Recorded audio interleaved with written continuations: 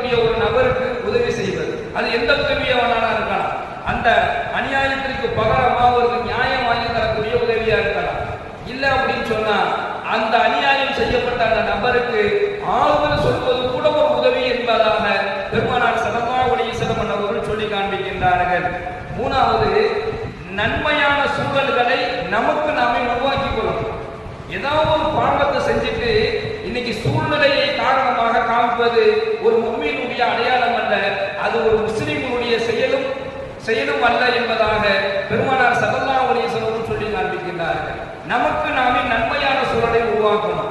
அதுல முதலிடத்துல யார் இருக்கிறாங்க அப்படின்னு சொன்னா குடும்பம்.